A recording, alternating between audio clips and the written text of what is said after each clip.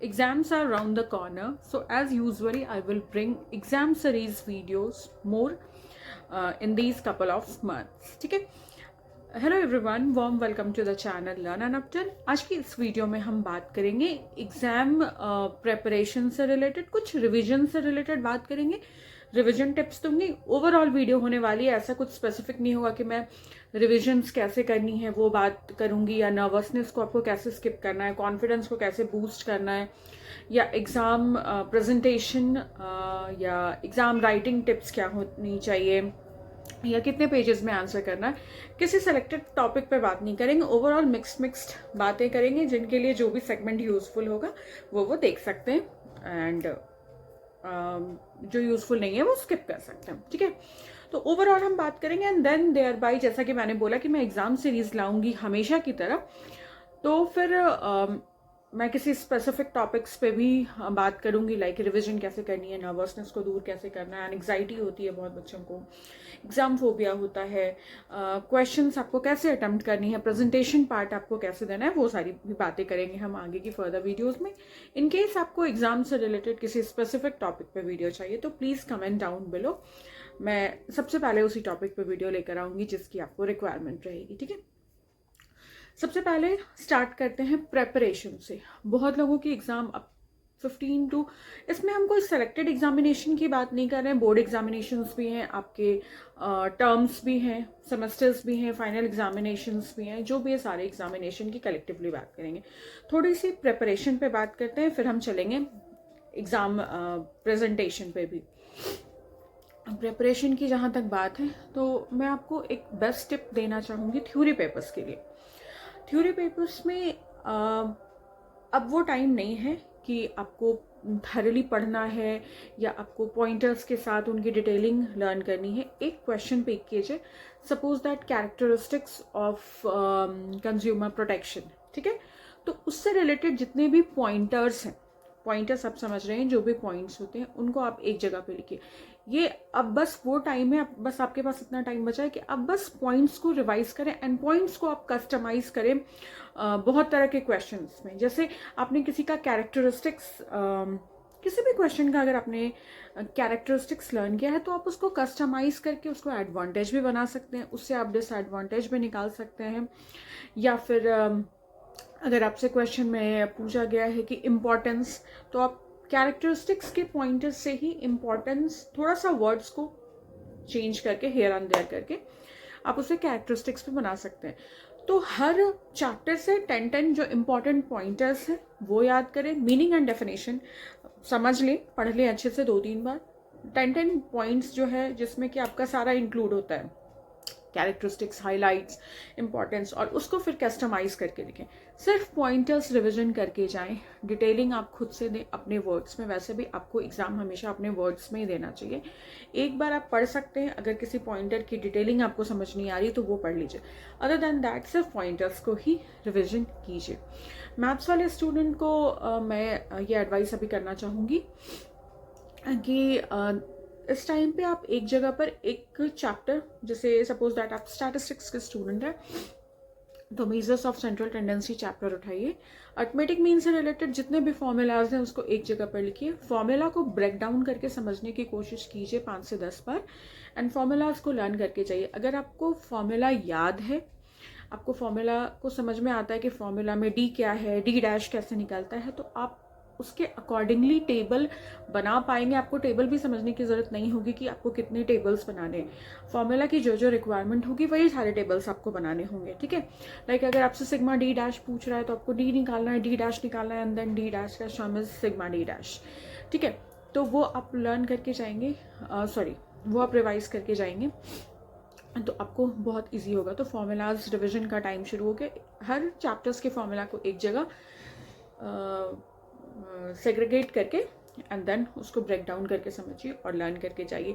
साथ ही अगर आप का कोई भी थ्योरम्स है या किसी भी तरह का कोई टैबुलर फॉर्म है या फॉर्मेट है, जैसे अकाउंट्स वालों का फॉर्मेट होता है, फॉर्मेट्स को भी बहुत अच्छे से रिवीजन कर लीजिए. वो सारी चीज़ें भी हो जाती हैं.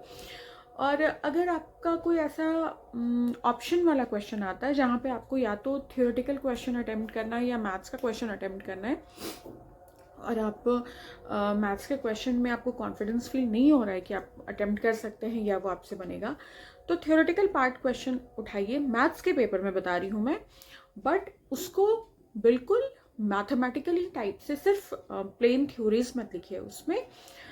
सपोज दैट मैं आपको एग्जांपल के थ्रू बताती हूँ। आपको एक क्वेश्चन आया है जिससे आपको मीन मीडियन मोड निकालना है, ठीक है, एंड साथ ही साथ ऑल्टरनेटिव में आपसे एक थ्योरी क्वेश्चन पूछा गया है, what do you mean by measures of central tendency.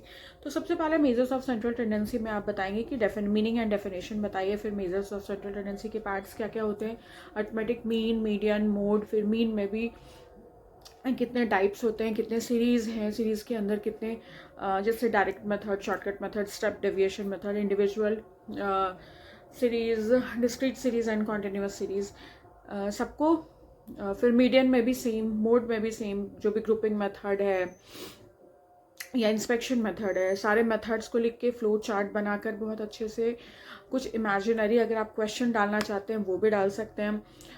सारे फार्मूलाज को आप एक जगह पे फार्मूलाज एट अ ग्लांस करके भी लिख सकते हैं। तो वो क्या होगा कि वो आपका थ्योरी क्वेश्चन नहीं रहेगा, आपको थ्योरी के जैसा मार्किंग नहीं मिलेगा, उसके लिए आपको मैथमेटिकल तरीके से ही मार्किंग मिलेगा ऐसे क्वेश्चंस हमें, ठीक है, अगर आप उसको मैथमेटिकली आंसर करेंगे थोड़ा दिमाग लगाकर तो, ठीक है। पेपर प्रेजेंटेशन या एग्जामिनेशन की हम बात करेंगे तो कभी भी कोई भी क्वेश्चन को स्किप मत कीजिए, बिल्कुल भी स्किप मत कीजिए। क्वेश्चन जहां आपने स्किप करी, आप 1-2 मार्क्स लाने का भी स्कोप वहां ख़त्म कर देते हैं। जो भी आता है उससे रिलेटेड, जो भी आपको आता है, नॉट एग्जैक्ट, नॉट इररिलेवेंट, जो भी आपको आता है उस टॉपिक से रिलेटेड वो वहाँ लिख कर आइए, एटलीस्ट आपका स्कोप खुला रहेगा, राइट। प्रीवियस ईयर क्वेश्चंस ज़रूर पढ़िए, सैम्पल पेपर्स ज़रूर सॉल्व करके जाइए। प्रीवियस ईयर क्वेश्चन से आपको पैटर्न्स वगैरह पता चल जाएगा कि किस तरीके का क्वेश्चन आता है। एंड देन सैम्पल पेपर्स बहुत ज़्यादा इंपॉर्टेंट है, सैम्पल पेपर्स को आप सॉल्व करके जाइए। एग्जामिनेशन में एनसीईआरटी क्वेश्चंस ज़रूर सॉल्व कीजिए। एग्जामिनेशंस में अपनी कॉपी को आप जितना ज़्यादा क्लीन और जितना ज़्यादा क्या कह सकते हैं,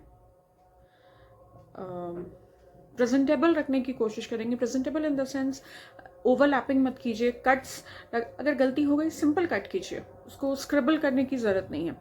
इस तरीके से आपको अपना पेपर लिखना है। और टाइम मैनेजमेंट बहुत ज़्यादा इंपॉर्टेंट है। लॉन्ग क्वेश्चन से स्टार्ट कीजिए, and then go to short answer questions, ठीक है, या लेस मार्क्स वाले क्वेश्चन।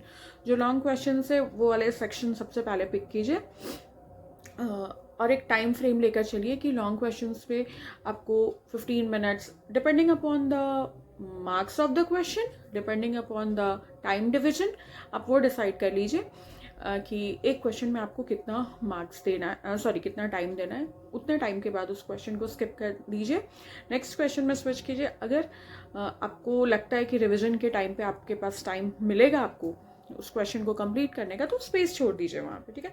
हर क्वेश्चन के बाद लाइन ड्रॉ कीजिए। क्वेश्चन के स्टार्टिंग में थोड़ा सा इंट्रोडक्शन देने का कोशिश करें, एंड में कंक्लूजन देने का कोशिश करें, वो भी आपके आंसर को बहुत ज़्यादा प्रेजेंटेबल बनाता है।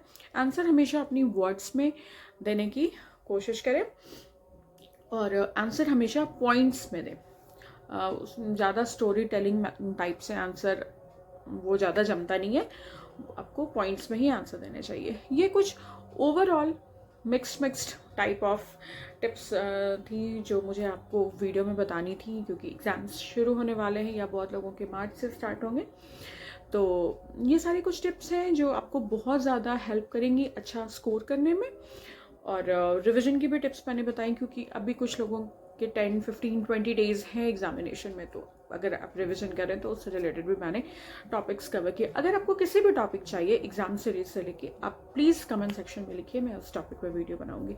If you find this video helpful and informative, subscribe to the channel, learn and upturn, also like, comment and share on my videos.